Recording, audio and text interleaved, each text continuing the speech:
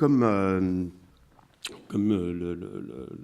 l'exposé qui vient d'être fait le soulignait, quelquefois quand nous intervenons, ça n'est pas spécialement en créateur, mais c'est en révélateur de l'espace qui existe à travers la... Vous m'entendez ou pas? Oui.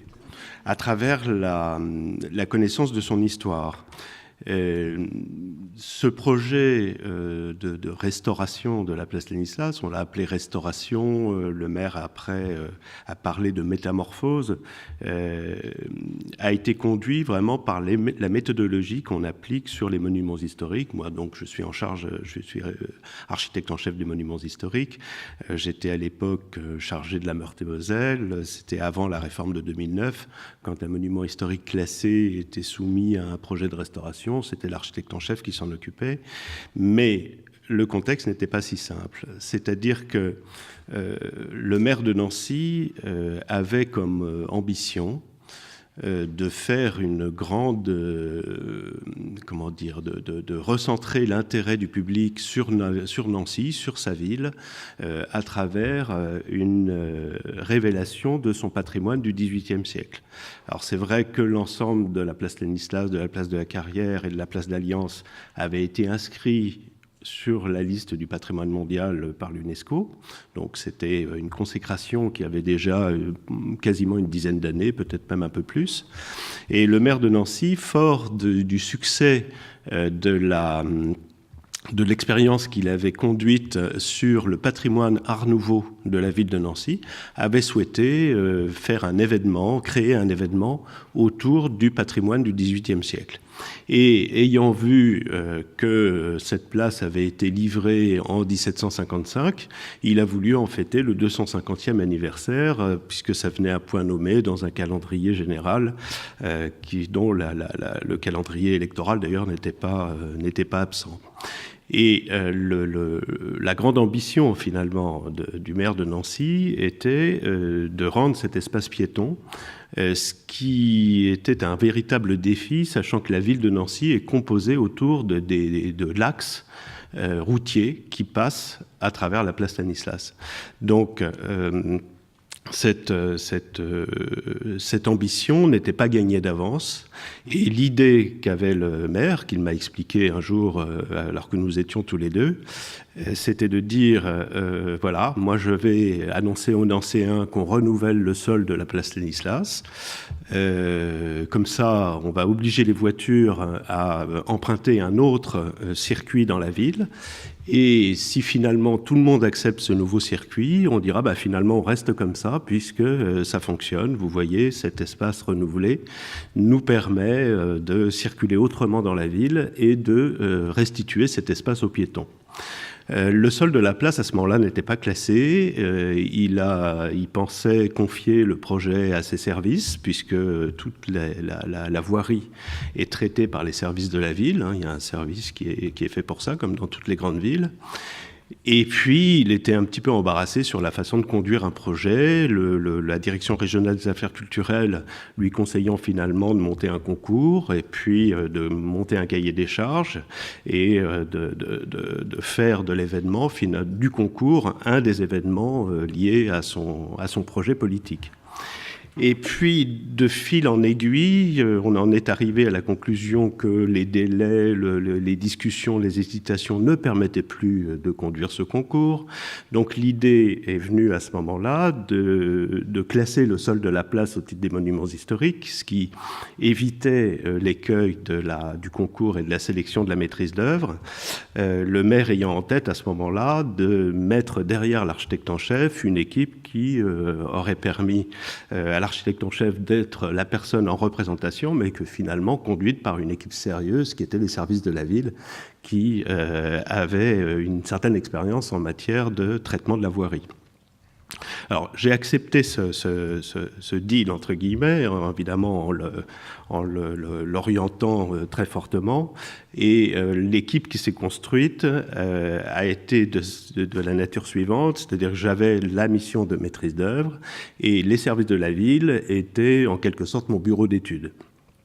Donc, tout ce qui était de l'ordre du calcul, de la question des fils d'eau, de la question même des fondations qui pouvaient avoir à être réalisées, était à la charge de la ville, en tout cas des services de la communauté urbaine, et j'avais en charge, je dirais, l'architecture.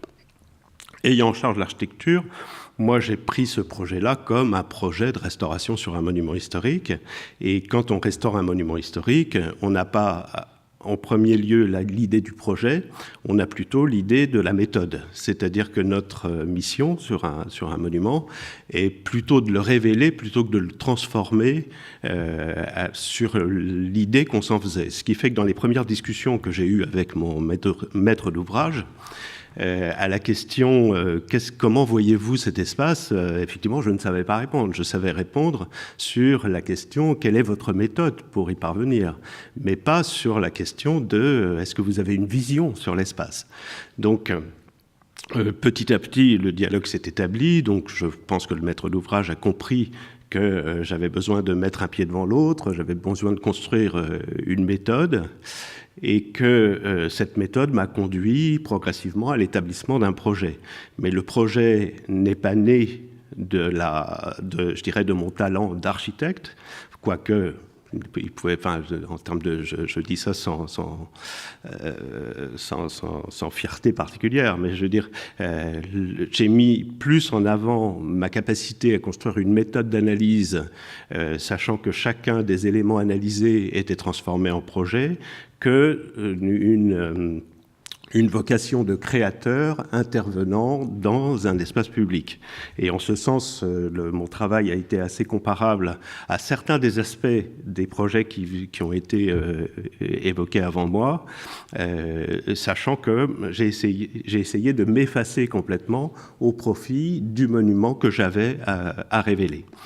Alors, pour comprendre un petit peu mieux cet espace, la situation urbaine, donc il s'agit d'une place royale qui est dans la dynastie des grandes places royales créées.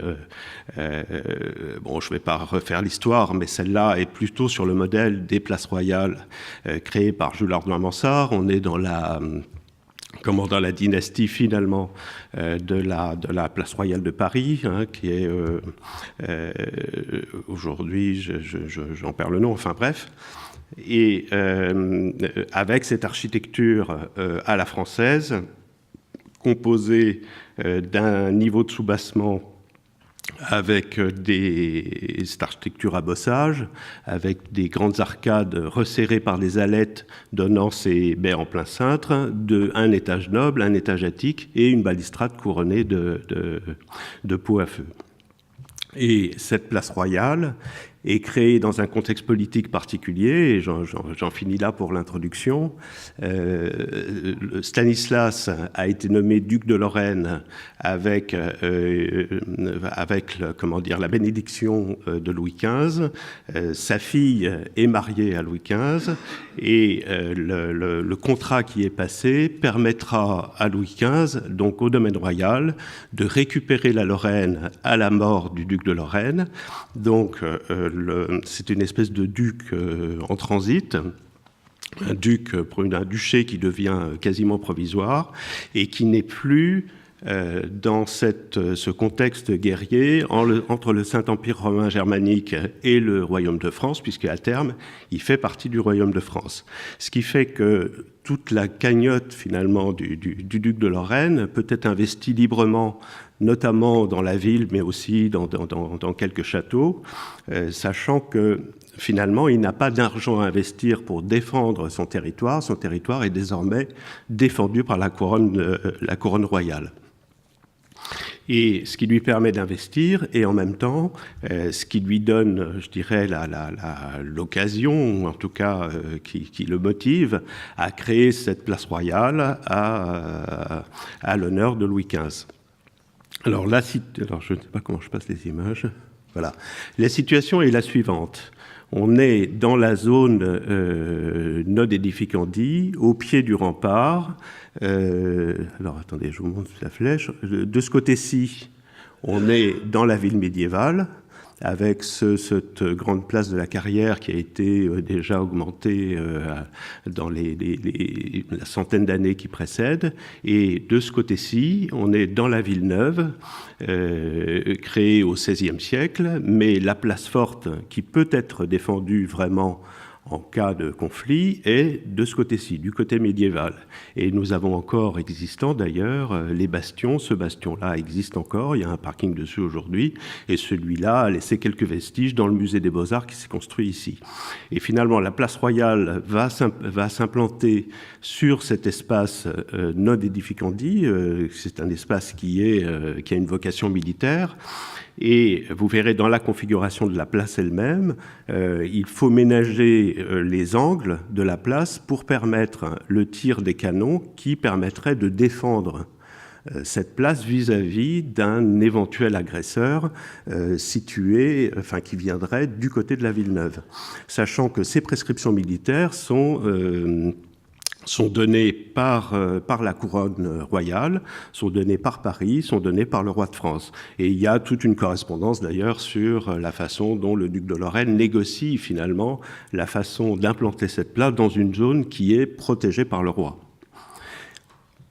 Voilà, vous avez sous les yeux là, la grande composition donc, qui est établie par Emmanuel Héré.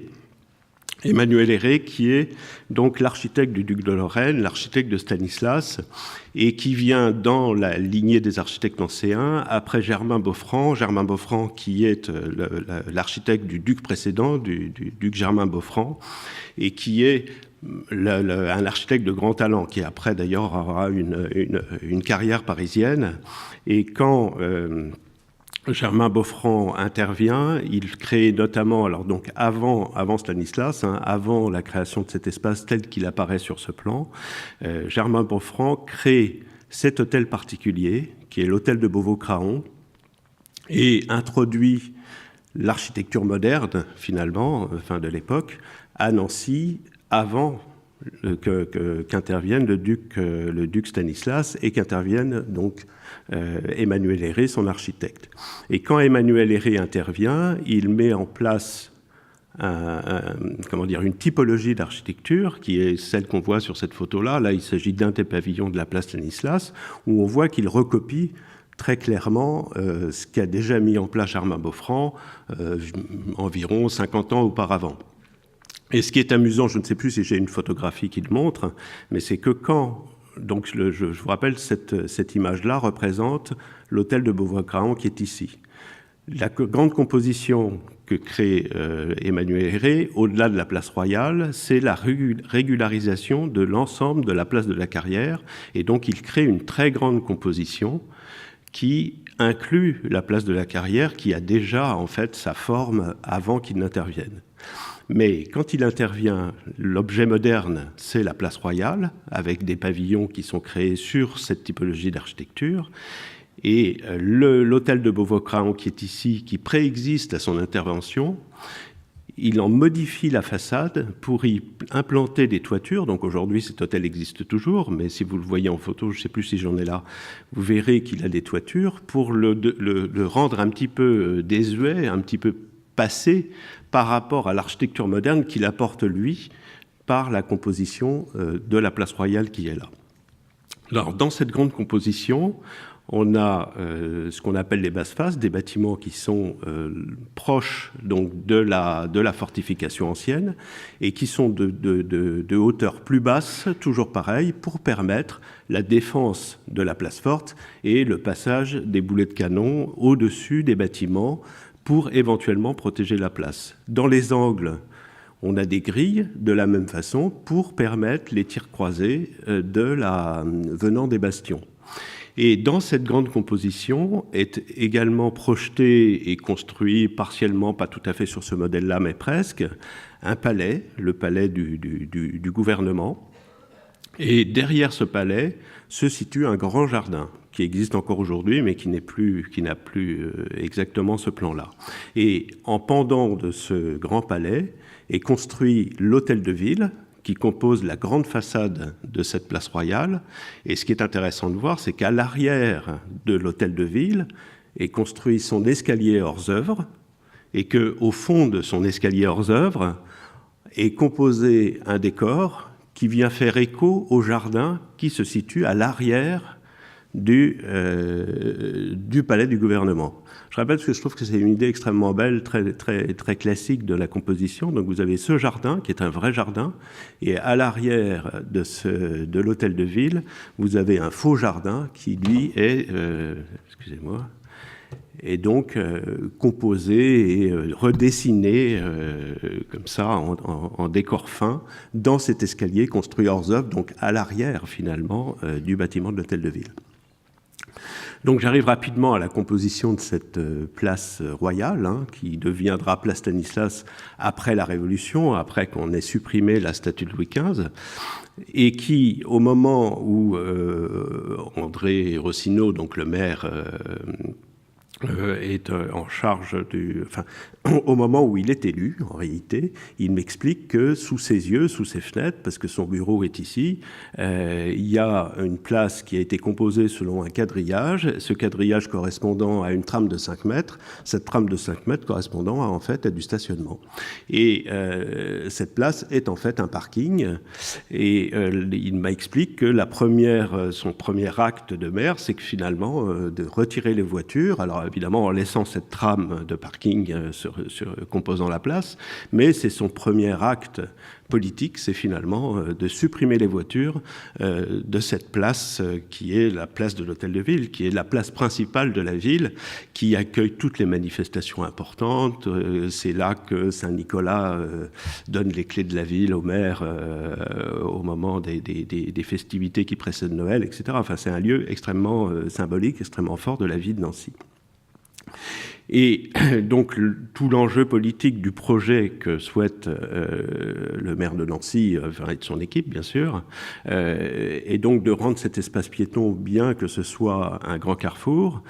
Alors l'expérimentation politique, c'est-à-dire c'est la méthode finalement de ce maire que j'ai appris à rencontrer au cours de ce projet, avait été quelques années auparavant déjà, à quelques occasions, de fermer la place, de laisser les terrasses de café s'installer au milieu du carreau de la place et comme ça d'expérimenter, de livrer aux Nancéens de façon périodique cet espace qui leur devenait réservé, ou ils le faisaient à l'occasion de la fête de la musique ou à l'occasion comme ça de festivités très ponctuelles, et ce qui lui avait permis de tester l'intérêt que pouvait avoir cette place livrée aux piétons. Mais en attendant, ça restait ce grand carrefour et ce parking finalement déserté heureusement, mais cette trame composée selon une trame de stationnement. Alors, pour aborder ce projet, nous en avons analysé les différentes composantes, mais objet par objet finalement, ou typologie d'objet par typologie d'objet. Alors il y a bien sûr ces grilles qui ferment les angles et qui marquent l'axe principal qui traverse la place, c'est-à-dire qu'il y a les grilles des angles qui sont ici, qui sont ornées de fontaines. Alors dans les deux autres angles, il y a des grilles à peu près analogues mais qui n'ont pas de fontaine. Et puis la rue qui traverse la place a à ses deux extrémités ces belles grilles en fer forgé du Jean Lamour, qui caractérise l'espace. Et puis, il y a effectivement un document qui nous a tous beaucoup intéressés, qu'on connaissait déjà, qu'on a beaucoup analysé, qu'on a regardé vraiment dans le détail. Alors là, je vous livre ce tableau, l'image de ce tableau globalement, mais c'est vrai que c'est un tableau qu'on peut regarder détail par détail, fenêtre par fenêtre, et qui est une vue quasi photographique finalement de la place royale, datable, sans certitude, mais avec une forte présomption, des années 1760, donc très peu de temps après cette année un peu symbolique de 1755, qui semble avoir été le moment où on a livré la place, où elle a été terminée. Alors, on observe la composition des façades, celle-là n'a pas changé, donc elle est d'une grande fidélité à l'existant. On y observe les grilles, dont je vous ai montré des photographies, très conforme à ce qui existe aujourd'hui. L'arc dit l'arc aéré, en fait, qui est donc le percement de ce rempart avec le bastion dit Vaudémont qui existe encore aujourd'hui et l'autre bastion qui est de l'autre côté, qui aujourd'hui n'existe plus, a été englobé par le musée des Beaux-Arts qui a été construit dans cet angle. Et tous les éléments qu'on voit qui existent encore sont quand même très fidèlement retracés par ce tableau. Ce qui nous laisse penser que ce qui n'existe plus mais qui existe sur ce tableau a des chances quand même d'avoir existé conformément à cette image.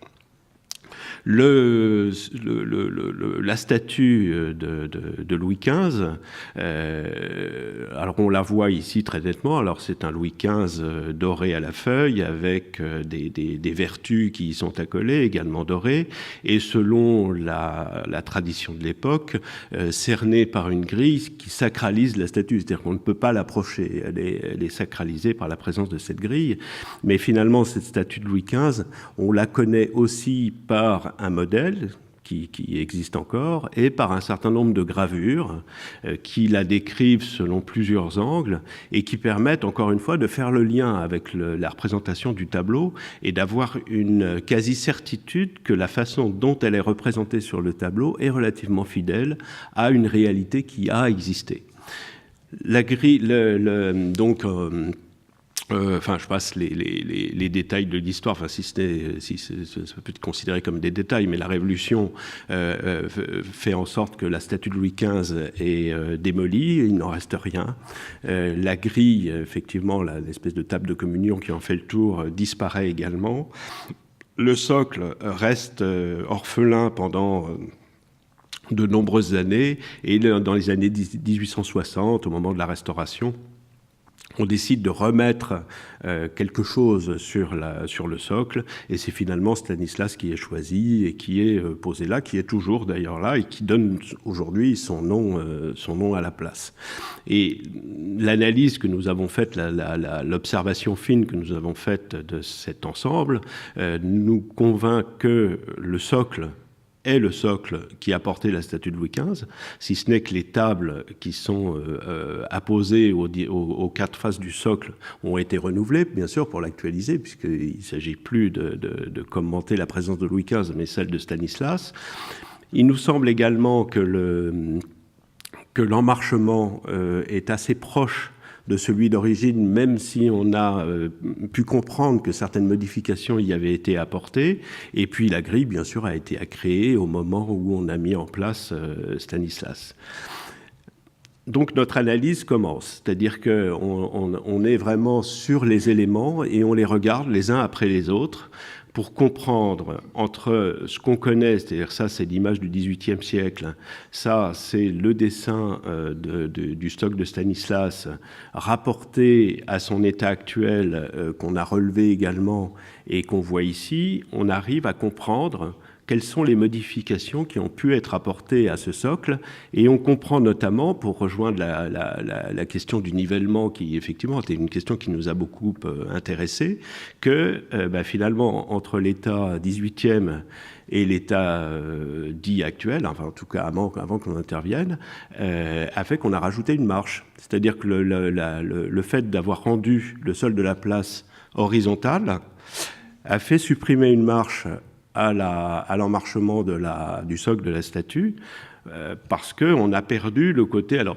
qu'on a nous après retraduit en bombant la place pour remettre la statue sur une forme de hauteur, mais cette hauteur, on ne l'a pas inventée, elle a vraiment, à notre sens, existé. Alors sur la valeur d'une marche, qui n'est pas beaucoup, mais tout ça après arrive à exister par un nivellement général et par le fait d'arriver à creuser un petit peu à la périphérie pour créer le caniveau, on va y revenir. Mais pour créer ce caniveau et traiter cette périphérie, on a également bénéficié de dessins et d'archives assez précises, qui étaient des archives correspondant à l'élargissement, au projet d'élargissement des trottoirs du XIXe siècle, dont on a des plans conservés au sein de la ville de Nancy, et qui montrent un état actuel, qui est ce trait un peu rectiligne, et un état projeté qui correspond au trait qui arrondit le virage des trottoirs, le trait bleu étant le fil d'eau créé à ce moment-là, au moment de la modification des trottoirs. Et donc sur ce plan-là, je ne sais pas si on arrive à le lire, si on le voit, donc on voit dans les angles, vous voyez, un angle droit, et il nous semble que là, on a le trottoir du 18e. Et que le projet, ça c'est le dessin du projet du 19e, où on voit deux nouveaux trottoirs qui élargissent l'espace donné aux piétons et qui permettent de circuler au pied des façades en se protégeant des voitures, ce qui n'était pas exactement la préoccupation du XVIIIe siècle. Donc ce qui nous a permis de recomposer le plan. Enfin, on a refait une traduction finalement de ce plan pour le remettre à l'échelle et bien comprendre où étaient positionnés les trottoirs et où ils avaient été augmentés pour faire le lien avec l'état dont nous héritions à ce moment-là. Alors, on héritait également d'un certain nombre de gravures, d'images créées par Héré lui-même, qui, vantant la qualité de son projet, a créé en fait un album à la fin de sa vie, dans lequel il a gravé l'ensemble des projets qu'il avait réalisés pour le duc Stanislas, dont la place royale, mais aussi un certain nombre de châteaux, de jardins, etc. Et dans cet album, il donne une image de la place royale où on voit, encore une fois, la façon dont les trottoirs pouvaient être composés. Donc, on a à ce moment-là l'intime conviction que dès le XVIIIe, il y a des trottoirs. C'est-à-dire que le trottoir n'est pas une invention du XIXe siècle. Au XIXe siècle, on réaménage les trottoirs, mais ils existent auparavant et ils sont même, je dirais, décrits par Emmanuel Héré. Là, c'est les planches de son album et on voit ici l'angle qui est formé. Alors, on voit ce qui est intéressant aussi, c'est que le trottoir est moins large sur le carreau de la place qu'il ne l'est sur ce qu'on appelle la rue Héré, qu'on appelait historiquement les trottoirs Héré, il me semble. Et tout ça, pourquoi ? Parce que la rue Héré est légèrement en pente et que et que le trottoir, lui, reste relativement horizontal pour donner accès au commerce en fait, qui se développe dans les rez-de-chaussée. Et que le trottoir étroit permettait facilement de passer du carreau de la place à la façade, et que le trottoir plus large permet de se promener, de déambuler, et donc évite de monter une marche importante pour aller du carreau de la place ou de la rue, ou de la voie, je dirais, jusqu'au rez-de-chaussée. Et ces images-là nous ont intéressés parce que c'était des gravures qui nous révélaient un certain nombre de dispositions, mais on peut se dire, après tout, les gravures, ça ne sont que des dessins, et on peut dessiner ce qu'on rêve plus que ce qu'on voit. Et en réalité, on est même tombé sur une photographie, alors un daguerréotype relativement ancien, mais d'avant la modification des trottoirs, dont on a témoignage par les plans que je vous ai montrés tout à l'heure, et qui montre bien que le trottoir de la rue Héré était horizontal, était plus large que celui qui régnait sur le carreau de la place, et que donc là, on avait une disposition dont, me semble-t-il, on avait la preuve par la photographie que les gravures étaient relativement fidèles à un état qui avait existé. Donc voilà cette rue Héré avant qu'on intervienne, donc dans la disposition, je dirais, des années 2000, où le trottoir suit la pente de la rue, et finalement, ce sont des marches rapportées au pied des façades qui permettent de monter au niveau des façades. Alors que je vous rappelle que la disposition ancienne était le trottoir qui régnait au niveau des rez-de-chaussée des maisons, et la rue qui, elle, s'enfonçait entre les deux trottoirs. Ensuite, il y a un détail qui nous a intéressés, c'est qu'on a vu à travers le tableau, la grande image que je vous ai montrée tout à l'heure, qu'on a regardé détail par détail, appuyé par un certain nombre de gravures, que autour de la place, il y avait des sortes de lisses en bois. Ces lisses en bois qui finalement, à notre avis, avaient un sens très intéressant, qui était que le carreau de la place était un espace livré aux chevaux, aux carrioles, à toutes sortes d'usages, et que le trottoir, lui, était comme une sorte de prolongement des rez-de-chaussée des maisons, enfin des maisons là, il s'agit plutôt de bâtiments publics, voire de commerce, et que finalement, quand on était sur le trottoir, on était sur une sorte de loggia, sur une sorte d'espace privé se prolongeant en balcon sur l'espace public. Et que la lisse était une façon aussi de former la limite entre cet espace intérieur se prolongeant sur l'espace public et l'espace public lui-même, livré plutôt, je vous dis, aux carrioles. Alors on voit dans l'illustration, on voit la chaise à porteur et on voit les personnes, on va dire délicatement chaussées, qui ne marchent pas sur le carreau de la place, mais qui attendent ici, en parlant, en étant accoudés ou assis sur ces lisses, qui attendent la chaise à porteur ou la carriole ou je ne sais quoi, qui va les conduire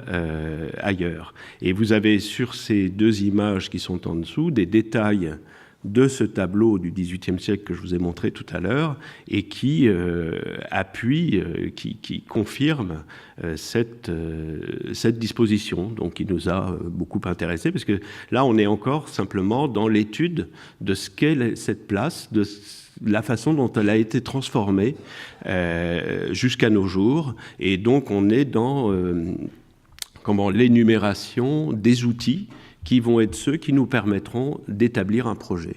Sachant que le projet n'est pas issu du fantasme de l'architecte, mais vraiment de cette méthode qui permet d'avancer sereinement, nourrie par la documentation, nourrie par l'histoire. Ici, encore une fois, vous avez une grande gravure qui montre la présence de ces lisses, donc qui semble confirmer. Alors là, je n'ai pas de photo, malheureusement, puisque ce sont des dispositions qui ont dû disparaître avant l'invention de la photographie. Et à chaque fois qu'on a la représentation de ces lisses en bois, on a encore Louis XV au milieu de la place. Donc on peut supposer qu'au-delà de la Révolution, ces lisses n'ont peut-être pas survécu. Mais en tout cas, cette disposition nous a beaucoup intéressés, et les illustrations qu'on a pu voir ou montrer, ou à partir desquelles on a pu échanger avec notre maître d'ouvrage, voire avec la DRAC, avec tous nos interlocuteurs, hein, évidemment. Vous imaginez toutes les séances de concertation, de travail, etc., que ça a pu amener. Ces lisses en bois n'ont pas été absentes de nos préoccupations et de notre idée sur la façon d'appréhender cette place et peut-être de la transformer. Une dernière dimension, peut-être à l'époque anecdotique, mais importante aujourd'hui, c'est l'éclairage. Et l'éclairage public, en fait, existe dès le début de la conception de cette place Stanislas. Alors sans doute au début probablement des bougies, j'imagine.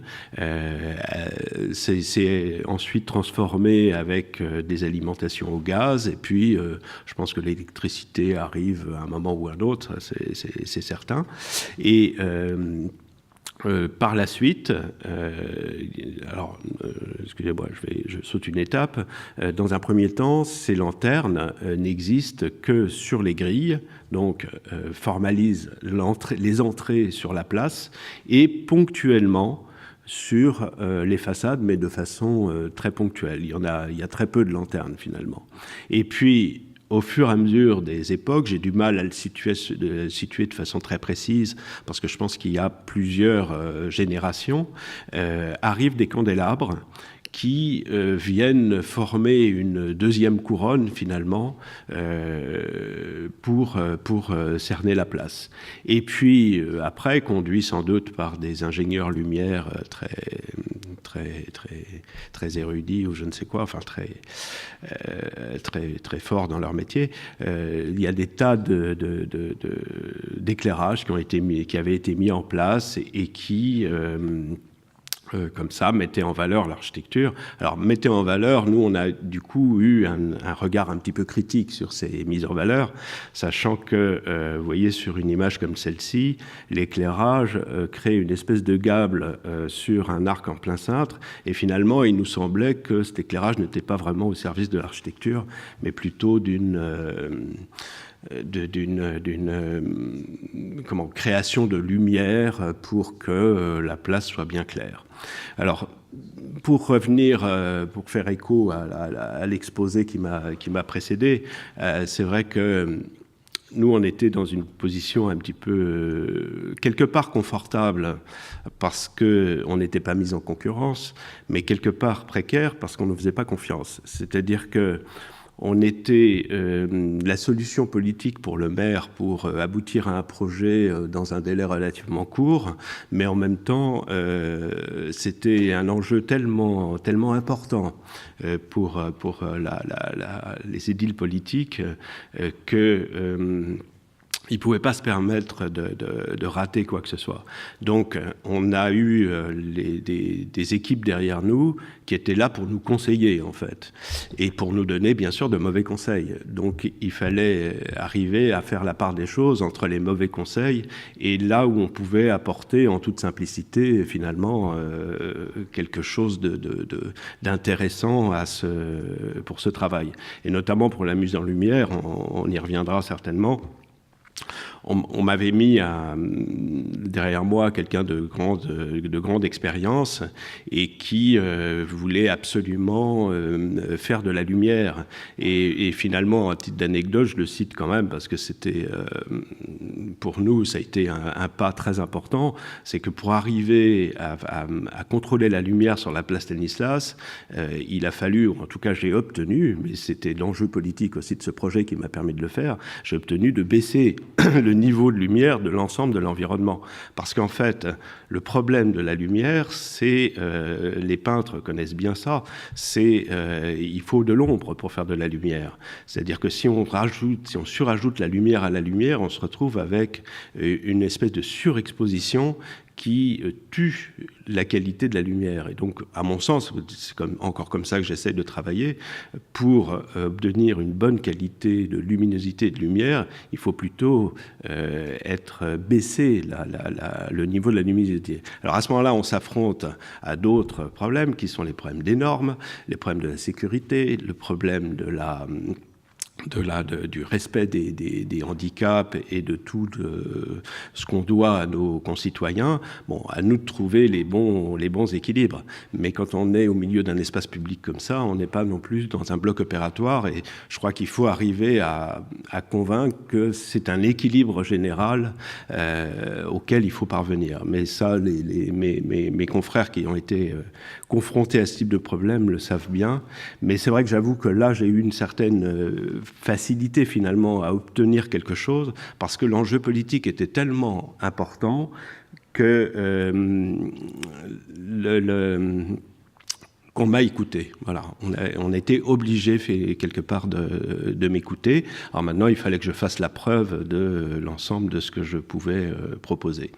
Alors, résumé, là, on est sur la place telle qu'elle existe avant que nous intervenions. Alors, je vous passe les commentaires et les analyses qu'on a pu faire sur le nombre d'or, la composition du 18e, etc. Et ici, donc, cette image qui est, à notre sens, je crois qu'on vient d'en faire la démonstration, très fidèle à ce qu'a pu être cet espace au XVIIIe siècle. Alors, il y a quand même une ambiguïté sur ce plan. C'est qu'on voit la surface, le carreau de la place, qui est dessiné de façon avec un lavis très unitaire. Et la première, la première idée qu'on a eue, la première analyse qu'on a eue de l'interprétation de ce lavis, c'est de penser que ça pouvait être de la terre battue ou du sable, je ne sais pas. D'autant plus que au XIXe siècle, ont été prises un certain nombre de photos où on voit du personnel municipal en train d'arroser. Donc, quand on voit du personnel municipal en train d'arroser, c'est comme quand on arrose les cours de tennis. C'est bien sûr pour empêcher la poussière de remonter. Mais on est tombé sur des comptes de travaux, parce qu'on était intarissable sur la façon de chercher les archives, les sources et les documents qui pouvaient nous nourrir. Et on a retrouvé tous, je ne sais pas, une grande partie des comptes de travaux témoignant de la fourniture des pavés qui avaient couvert la place. Donc, on a eu quand même la preuve que cette surface était pavée. Et après réflexion, je pense quand même qu'un espace public de cette nature, si on veut le garder propre, on n'est pas dans une cour de ferme ni dans un espace rural, sur une voie de circulation banale, si on veut le garder propre et qu'on considère qu'il y a quand même des voitures, enfin je parle de calèches, de carrosses, de cavaliers, de brouettes, etc., qui circulent dessus, s'il n'y a pas de pavé, je pense que c'est impossible à garder propre. C'est-à-dire qu'il y a tout de suite des ornières qui vont se former, il y a tout de suite des flashs qui vont se former, on va avoir des flaques d'eau, on ne va pas pouvoir finalement faire exister un espace comme ça. Et du coup, je me disais, tout à l'heure, je pense à l'exposé que faisait mon confrère sur la... Alors je ne sais pas, je ne sais rien de Nantes, mais... Je me dis que finalement, ces beaux espaces comme ça, alors peut-être que couverts de sable malgré tout, pour que ça soit propre, mais à mon avis, étaient la plupart du temps pavés pour maintenir une certaine stabilité. Parce que c'est des grandes surfaces qui sont circulées avec sans doute des habitudes, on coupe toujours un peu au même endroit, etc. Je ne pense pas que ça soit viable si c'est en terre battue. En tout cas, peu importe. Ça, c'était un petit commentaire qui renverra peut-être aux discussions qu'on aura tout à l'heure. En tout cas, là, on avait des comptes de travaux avec la provenance des pavés, la dimension des pavés, donc le type de pavé qui avait été posé. Simplement, problème, on a eu aussi une délibération du conseil municipal de 30 ans ou 50 ans après la pose des pavés, et on voit que la décision est prise d'enlever tous les pavés parce qu'ils sont gélifs et qu'ils partent en poussière, et que donc la situation n'est plus viable avec ces pavés. Mais ce qui nous a intéressé, c'est surtout de savoir que c'était pavé, que de connaître la dimension des pavés, de savoir quelle était un peu la nature finalement de ce pavage, parce qu'on s'en est bien sûr nourri pour proposer le projet, donc, alors, sur lequel je viens maintenant, parce que finalement, pour établir le projet, on a collé les uns aux autres les éléments de l'analyse que je viens d'exposer, qui sont vraiment nourris par l'histoire du bâtiment, l'histoire du monument, parce que c'est pas un bâtiment, enfin, quoique. Et on a composé l'ensemble de ces outils, on s'est servi de l'ensemble de ces outils pour rétablir une composition d'ensemble. Alors, ça a amené ce plan-là, un peu sec, fait sur AutoCAD, mais dans lequel on s'est posé la question, effectivement, de la façon de poser les pavés, des pentes, des caniveaux, etc. Enfin, tout ce qu'on doit faire dans ces types de projets pour garantir aussi la viabilité du projet.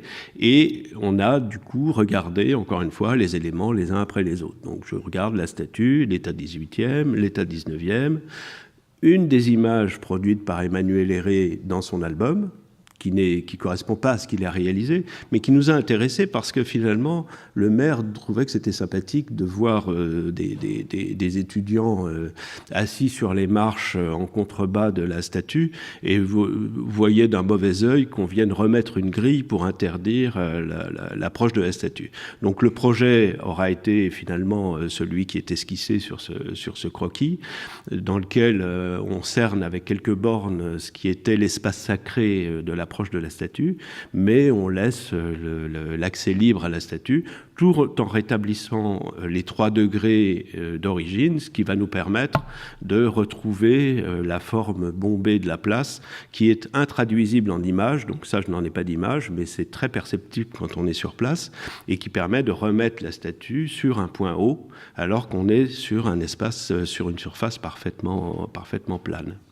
Donc là, je passe les détails, je vous passe quelques images rapidement, parce que bien sûr, il a fallu restaurer la statue. Je pense que ce n'est pas exactement notre sujet d'aujourd'hui. Alors, si ce n'est que, autre anecdote, le maire était conseillé, bien sûr, de tous les jours. Il avait des conseils pour dire que ce que je faisais était bien ou pas bien, et après, il m'appelait. Enfin bref, très compliqué. Et un jour, il m'appelle, il me dit, mais regardez, vous les êtes en train de laisser des choses là en mauvais état, quand même, avec le prix qu'on met sur ce chantier, on ne va pas laisser des choses comme ça. Alors je vais le voir, je lui explique, vous savez que ça, c'est le marbre du XVIIIe siècle, c'est le marbre qui a porté la statue de Louis XV. Et le lendemain, je l'ai vu près de la statue qui caressait le marbre, il n'a plus rien dit sur le... Et du coup, c'est pour dire que quand on explique les choses, on en comprend la valeur, je crois. Donc ça, c'est le socle de la statue. Les images que je vous donne sont des images de la période du chantier, mais enfin, Lorenzo peut en témoigner, ça n'a pas beaucoup vieilli finalement. Ça, parce que ça fait maintenant un petit peu plus de 10 ans, finalement, ça se patine assez bien. Donc j'ai d'autres images du pavage, je vais vous le montrer rapidement. Alors, la question des lys, là j'ai eu, je l'avoue, assez peur de cette initiative, parce qu'on l'a dessinée, vous allez voir, on a eu une négociation avec le maire là-dessus d'ailleurs, mais simplement dans le cours du chantier, ça a été installé en une journée. Ce qui fait que j'ai été prévenu par téléphone, en plus j'étais pas là, moi j'étais à Paris, et avec Denis Grandjean qui était mon contact direct, peut-être plus facile d'ailleurs qu'avec le maire avec qui c'était les relations étaient un peu plus formelles. Il était là le jour où on a installé les lys. Moi j'arrivais le soir, c'était installé dans la journée, et au téléphone il m'a rassuré parce que finalement c'était pas mal, mais on a eu l'impression de prendre un risque. En fait, aujourd'hui, ça a l'air banal parce que c'est là et tout le monde pense que ça a toujours été là, que finalement, c'est très bien là, qu'il n'y avait pas à se prendre la tête là-dessus. Mais en réalité, quand on est dans la position de l'architecte qui prévoit de le faire et qu'on prend le risque d'être dans une situation où ça marche pas, mais on est un petit peu inquiet. Alors la négociation que j'ai eue quand même avec le maire, et là il y a eu une convocation, une discussion très sérieuse, c'est que en fait nous on avait prévu des largeurs de trottoir correspondant à ce qu'on avait vu sur nos gravures du XVIIIe siècle, parce qu'en plus on avait une preuve formelle de la dimension de ces trottoirs. Donc il y en avait sur le carreau de la place, et comme je l'ai dit, sur la rue Héré, qui était plus large. Et la négociation qui m'a été proposée, c'est de dire, mais vous savez qu'il y a des terrasses de café, il faut quand même les prendre en compte. Et on m'a demandé de régler la largeur des trottoirs à la dimension des stores qui existait et qui finalement formalisait la dimension des terrasses. Et j'ai trouvé que c'était intéressant parce que ça permettait, alors ça arrivait, ça permettait quand même de maintenir une certaine harmonie. Et ce qui était intéressant, c'est que ça permettait de conforter la présence des lys en bois. Parce que finalement, la longueur du store correspondante à la largeur du trottoir, elle-même cernée par la lys, formait finalement l'espace du trottoir sous le store comme un espace privatif prolongeant le rez-de-chaussée du bâtiment. Et donc on était parfaitement dans l'esprit de ce que j'avais identifié comme étant l'état 18e, où finalement ce trottoir était comme en balcon sur le carreau de la place, et ce balcon était limité par cette lys venant à l'aplomb de la limite du store. Alors là je mélange des images réelles avec des images de synthèse. Ça c'est une image de synthèse, mais je vais vous remontrer des images réelles après, parce qu'en fait, il y a certaines images qui sont dans cette présentation et qui avaient été mises en place au moment où on a inauguré, donc tout n'était pas encore en place quand on a présenté le projet, alors qu'il était déjà réalisé. Alors sur les lys en bois, on avait fait ce croquis, et on avait fait quand même des essais pour montrer à quoi ça pouvait ressembler. Et à ce moment-là, on avait même émis l'hypothèse qu'au lieu de les faire en bois, on les fasse en métal. Et puis on s'est bien rendu compte que qu'il fallait les faire en bois. Donc là, je vous montre quelques images de ces essais, de ces échantillons qui avaient été faits en atelier. On a inventé un clou qui se situe au sommet de chacune des lys, et qui permet de garder la mémoire du moment où ce projet a été réalisé. Bon, c'est des petites choses avec lesquelles on s'amuse. Ici, on a le détail de la façon dont on a réalisé cette rue Héré, avec un trottoir plus large, un escalier à l'extrémité. Ça, c'était notre premier projet, qui est comme ceci. Et puis, le projet a évolué. Alors là, encore une fois, c'est une image de synthèse, même si les choses ont après été faites, et j'espère que j'ai quelques images, où on proposait les deux hypothèses, celle-là plutôt conforme à la disposition du 18e, et celle-là plutôt conforme, je dirais, à l'usage d'aujourd'hui, permettant de descendre et de monter d'un trottoir à l'autre, l'ensemble devenant piéton, et finalement, le carreau de la place prolongé par la rue étant parfaitement fréquentable à pied sans se salir les chaussures. Donc ça, là, on a des images du chantier en train de se faire, avec quelques images du calepin. Je vous montre quelques détails aussi, parce que finalement, ça fait partie de ces projets, et ça fait partie vraiment de l'aventure de ces projets, que d'y intégrer des questions de calepin, des questions autour du recueil des eaux. On a quand même mis en place des caniveaux à lame, qui sont des dispositions tout à fait contemporaines, qui permettent, dans un caniveau restitué, de recueillir les eaux et d'avoir un parfait fonctionnement de cet ouvrage. Et donc voilà les quelques images du calepin qui a été mis en place, qui nous a imposé d'aller chercher des pavés, d'ailleurs assez loin, parce que finalement on n'avait pas trouvé, avec la garantie nécessaire, des pavés avec les matériaux locaux, sachant qu'on sait, encore une fois, que les matériaux locaux n'avaient pas survécu aux intempéries et aux rigueurs du climat de la Lorraine. Et pour arriver à faire un calpinage à peu près agréable, on s'est inspiré bien sûr des comptes de travaux qui nous donnaient des dimensions de pavés. Et puis, je me suis nourri de l'expérience que j'ai pour la restauration de couvertures, où moi je maintiens, en tout cas c'est comme ça que je travaille, que pour faire une bonne couverture en tuiles, il faut 15 sortes de tuiles. Sinon, on a une couverture qui est très homogène, on a une forme de toile cirée, on a quelque chose qui n'est pas très joli. Et alors bien sûr, il faut s'en donner les moyens. J'admets volontiers que d'avoir 15 sortes de tuiles coûte plus cher que d'en avoir que 3 types, mais en même temps, pour l'avoir vu réaliser par mes prédécesseurs et pour l'avoir expérimenté moi-même, je sais que c'est comme ça qu'on arrive à faire de belles couvertures en tuiles.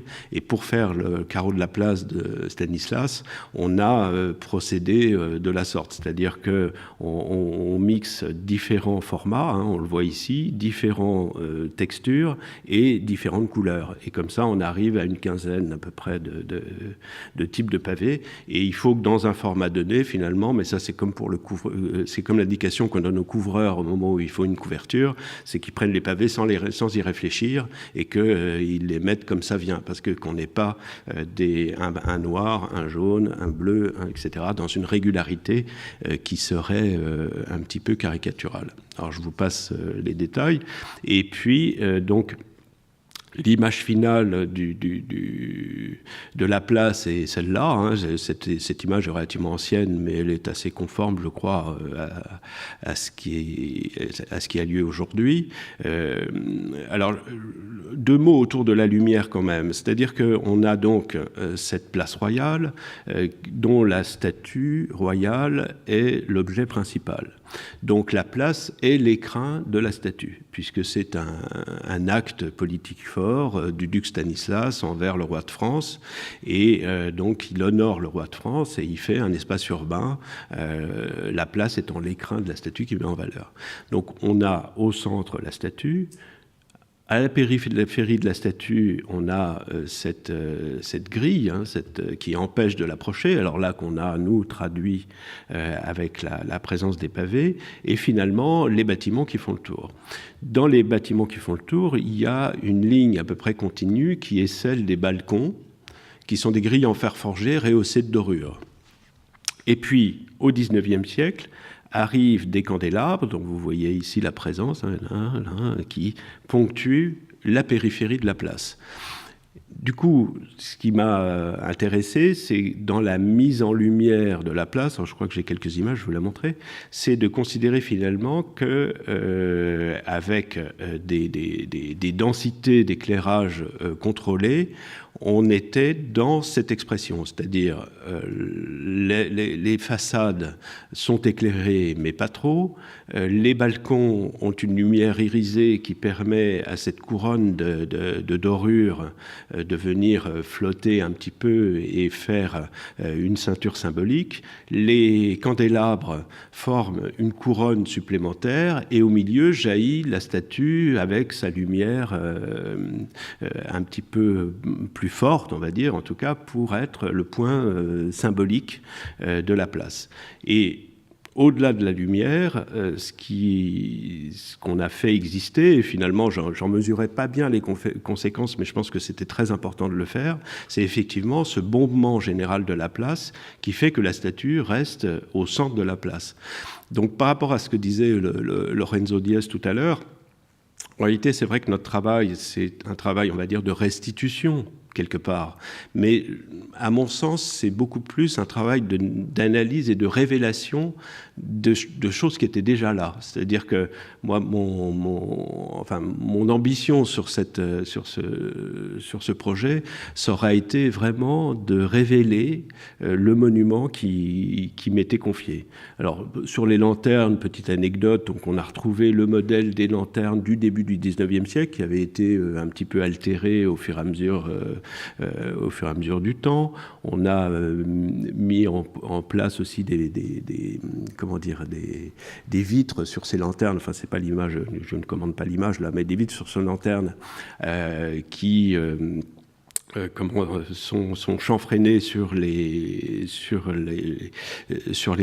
bords, à leur périphérie, et vous allez voir, ça fait un effet qui, moi, m'a surpris, mais qui est tout à fait intéressant. Alors, on a restauré aussi les sculptures autour, etc., mais ça, c'est un travail, je dirais, plus classique.